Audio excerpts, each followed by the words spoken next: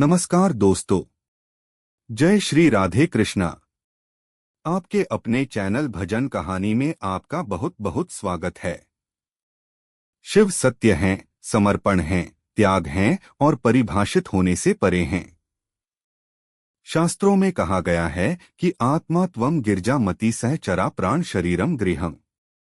जिस तरह सत्य और शक्ति एक दूसरे के बगैर अधूरे हैं, जिस तरह आत्मा और मन के बगैर शरीर जागृत नहीं हो सकता, उसी तरह शिव और पार्वती की एक दूसरे के बगैर कल्पना नहीं की जा सकती है।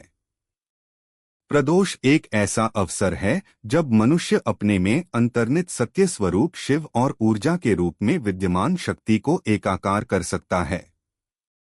ओम नमः शिवाय। शुक्रवार के दिन पड़ने वाली प्रदोष व्रत को शुक्र प्रदोष के नाम से जाना जाता है। प्रदोष व्रत को हिंदू धर्म में बहुत शुभ और महत्वपूर्ण माना जाता है।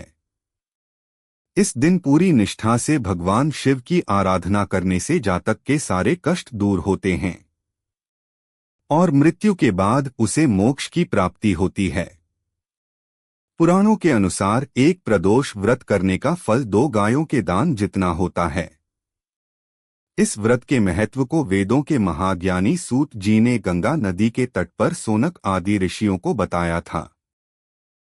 उन्होंने कहा था कि कलयुग में जब अधर्म का बोलबाला रहेगा, लोग धर्म के रास्ते को छोड़कर अन्याय की राह पर जा रहे होंगे, उस समय प्रदोष व्रत एक माध्यम बनेगा जिसके द्वारा वे शिव की आराधना कर अपने पापों का प्रायश्चित कर सकेंगे और अपने सारे कष्टों को दूर कर सकेंगे। सबसे पहले इस व्रत के महत्व के बारे में भगवान शिव ने माता सती को बताया था। उसके बाद सूत जी को इस व्रत के बारे में महर्षि वेदव्यास जी ने सुनाया, जिसके बाद सूत जी ने इस व्रत की महिमा के बारे में शौनक आदि ऋषियों को बताया था। सूत जी शौनक आदि ऋषियों को शुक्र प्रदोष व्रत की कथा सुनाते हुए कहते हैं कि प्राचीन काल की बात है। एक नगर में 3 मित्र रहते थे, एक राजकुमार, दूसरा ब्राह्मण कुमार और तीसरा धनिक पुत्र। तीनों की आपस में गहरी मित्रता थी। राजकुमार व ब्राह्मण कुमार का विवाह हो चुका था, पर धनिक पुत्र का विवाह हो गया था, किंतु गौना शेष था। एक दिन तीनों मित्र आपस में बैठकर स्त्रियों के विषय में चर्चा कर रहे थे। ब्राह्मण कुमार ने स्त्रियों की प्रशंसा करते हुए कहा कि जिस घर में स्त्री ना हो वह घर भूतों का डेरा होता है। धनिक पुत्र ने यह सुना तो तुरंत ही अपनी पत्नी को लाने का निश्चय किया और घर जाकर अपने माता पिता के समक्ष अपनी पत्नी को लाने का प्रस्ताव रखा। तब उसके माता पिता ने उसे समझाया कि अभी शुक्र देवता डूबे हुए हैं, ऐसे में बहू बेटियों को उनके घर से विदा करवा लाना शुभ नहीं होता। किंतु धनिक पुत्र नहीं माना और ससुराल पहुंच गया। और जब ससुराल में भी अपनी पत्नी को विदा कराकर ले जाने का प्रस्ताव रखा तो ससुराल में उसकी पत्नी के माता पिता ने भी उसे रोकने की बहुत कोशिश की, मगर उसने जिद नहीं छोड़ी। माता पिता को विवश होकर अपनी कन्या की विदाई करनी पड़ी। ससुराल से विदा हो पतित नगर से बाहर निकले ही थे कि उनकी बैलगाड़ी का पहिया अलग हो गया और एक बैल की टांग टूट गई। दोनों को काफी चोटें आई, फिर भी वे आगे बढ़ते रहे। कुछ दूर जाने पर उनकी भेंट डाकुओं से हो गई। डाकू धनधान्य लूट ले गए। दोनों रोते पीटते घर की तरफ आगे बढ़ते रहे।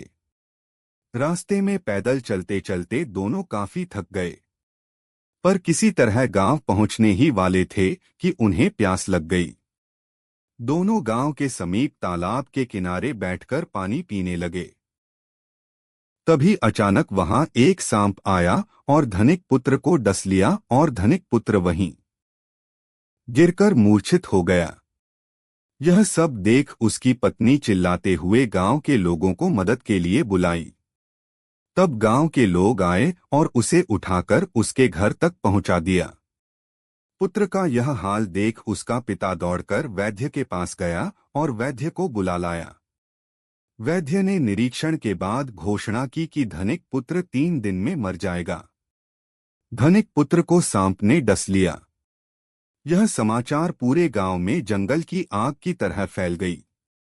जब ब्राह्मण कुमार और उसके पिता को यह समाचार मिली तो वे दौड़ते हुए धनिक के यहाँ पहुंचे।